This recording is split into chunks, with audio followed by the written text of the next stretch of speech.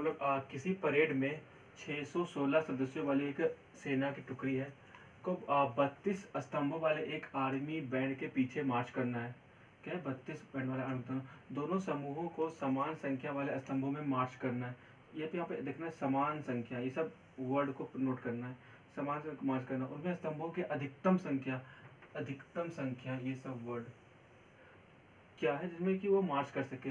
अगर ध्यान से सुनेगा तो हम लोग इससे पहले एक और क्वेश्चन कर चुके हैं बर्फी के मिठाई वाले की तरह में, किसी उसमें काजू की बर्फी और बादाम की बर्फी थी, तो उसमें भी इस तरह का वर्ड था, समान संख्या, अधिकतम संख्या, इस तरह का। तो जब भी हम कभी किसी क्वेश्चन में इस तरह से हो कि दो नंबर है और उसको हम लोग दोनों को समान संख्या में और अधिकतम संख्या में कैसे रख सके, तो इस तरह से हम लोग मान सकते हैं कि क्वेश्चन में हमें क्या कहना चाह रहा है। तो अगर एग्जाम में मान लो कि ऐसा क्वेश्चन एग्जैक्ट सेम क्वेश्चन ना आए, कुछ और बदल के आ जाए, लेकिन अगर इस तरह का वर्ड है तो हम लोग सोच सकते हैं कि क्या कहना चाह रहा है क्वेश्चन। तो इस तरह के क्वेश्चन को लोग सॉल्व करने के लिए हम लोग को सिंपली क्या करना है, सिर्फ एचसीएफ निकालना है। सिर्फ एचसीएफ निकालेंगे और इतना बड़ा क्वेश्चन इजीली सॉल्व हो जाएगा। लेकिन अभी तो ये क्वेश्चन पता है जब लोग सॉल्व कर पाए, लेकिन इस क्वेश्चन को कहीं बदल के आ गया एग्जाम में, तो उस टाइम पे कैसे इसको सॉल्व करेंगे, तो वो इन सब वर्ड को अगर तुम नोट कर लोगे कि हाँ इस सब क्वेश्चन में वर्ड है, तो मतलब क्या कहना चाह रहा है क्वेश्चन। तो अभी तो मैं बता दें कि हाँ इस तरह क्वेश्चन है तो एचसीएफ निकालेंगे तो सॉल्व हो जाएगा, लेकिन एग्जाम में ध्यान देना। अब इसका सबसे क्या करेंगे, हम लोग नंबर को नोट करेंगे। क्या है? 616 और 32। इसमें क्या होगा कि जो सबसे बड़ा वो हमारा ए होता है, जो छोटा होता है हमारा बी होता है। और उसके बाद क्या करना है हम लोग को, यूक्लिड विभाजन का यूज करना है। यूक्लिड विभाजन एलोगेथम का फॉर्मूला क्या है? A is equal to B Q plus R, जहाँ आर की वैल्यू क्या होती है, ग्रेटर इक्वल टू 0 और लेस देन बी। तो यहाँ क्या करेंगे लोग, इसको फॉर्मूला बैठाएंगे। क्या होगा? 616 बराबर 32 गुना क्यू प्लस आर। हम लोग फिर से क्या है, आर और क्यू, सॉरी क्यू और आर का वैल्यू निकालना है। क्या करेंगे लोग इसको, 32 से 616 को भाग लगाएंगे, तो क्या होगा, 32 64, एक बार में लगेगा पहले, तो यहाँ आएगा 32, यहाँ हो गया 11, 9 2 11, और यहाँ बचा 5 3 2 गया 2, यहाँ बचा 6। अब कितना बार लगेगा, 8 8 16 8 24 27 9 18, 9 बार में।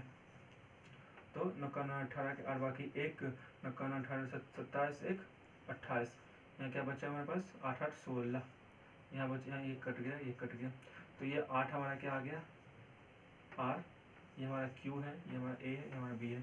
तो क्या करेंगे, 616 32 गुना 19 प्लस 8।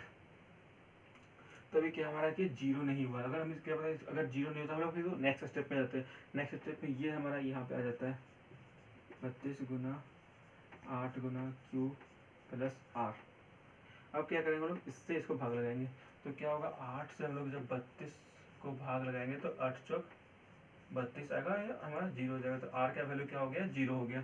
तो इस केस में क्या लिखेंगे हम लोग, 32 8 गुना 4 जोड़ 0। तो जब आर की वैल्यू जीरो हो गई, उस टाइम पे जो हमारा बी होता है वही हमारा आंसर होता है। तो इसको हम लोग आंसर सिर्फ नॉर्मली 8 लिख के, ऐसे सिर्फ 8 लिख के आंसर नहीं लिखेंगे। लोग क्या करेंगे, इसको उनमें से स्तंभों की अधिकतम संख्या क्या है जिसमें कि वे मार्च कर सके, तो इसको लिखेंगे अधिकतम स्तंभों की संख्या 8 है। इसको हम लोग पहले मिटा देते हैं, तो कंफ्यूजन होगा। तो ये अगर इस तरह से आंसर लिखेगा तो नंबर ज़्यादा आते हैं। तो इसको हम लोग फिर से एक बार रिवीजन कर लेते हैं। क्या है, इसे पूछ रहा है कि किसी परेड में 616 स्तंभों वाली एक सेना है, सॉरी 616 सदस्यों वाली एक सेना है, इसमें 32 सदस्यों की एक आर्मी की बैंड के पीछे उनको मार्च करना है। तो क्या करें, दोनों समूहों को समान संख्या वाले एक स्तंभों में मार्च करना है। तो उनके स्तंभों की अधिकतम संख्या क्या है। तो ये बताइए, जो अगर ये सब वर्ड अगर आपको दूसरे क्वेश्चन किसी क्वेश्चन में मिल रहा है तो समझ आएगा उसको एचसीएफ निकालना है। तो एचसीएफ तो इजी पता है कैसे निकालते हैं। 616 और 32 दो नंबर लिख देंगे। जो हमारा सबसे बड़ा होगा वो हमारा ए होता है, जो छोटा है वो हमारा बी होता है।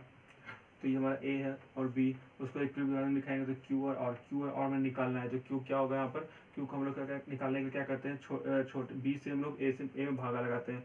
तो बी से ए में भागा लगाएंगे तो जो भागफल आता है वो हमारा क्यू होता है और जो शेष होता है हमारा आर होता है। तो शेष जब तक हमारा जीरो नहीं था फिर उसको दोबारा फिर से करते हैं। तो क्या होगा, जिस उस टाइम पे दूसरे बार में जो हमारा बी होगा वो अगले बार के लिए ए बन जाता है और हमारा जो आर है वो हमारा बी बन जाता है। तो इस टाइम पे फॉर्मूला बैठाने पे क्या फिर से क्यू और आर का वैल्यू निकालना है। तो फिर क्या करेंगे, इससे इसमें भागा लगाएंगे तो क्या होगा, 4 बार पूरा कोई भागा लग जाएगा और हमारा शेष जो है जीरो आ जाएगा। तो जीरो शेष आएगा तो उस टाइम पे जो बी का वैल्यू होता है वही हमारा आंसर होता है। तो आंसर को सिंपली ऐसे लिखने से नंबर अच्छे नहीं आते। अगर हम इस तरह से लिखेंगे कि अधिकतम स्तंभों की संख्या 8, अगर ऐसे लिखेंगे और आंसर करेंगे तो इस टाइम पे ज़्यादा नंबर आते हैं और पूरे का पूरे नंबर मिलता है। तो हो गया यहाँ पे क्वेश्चन सॉल्व। अगर कोई डाउट है तो आप वीडियो के कमेंट में पूछ लेना, हम बता देंगे इजीली।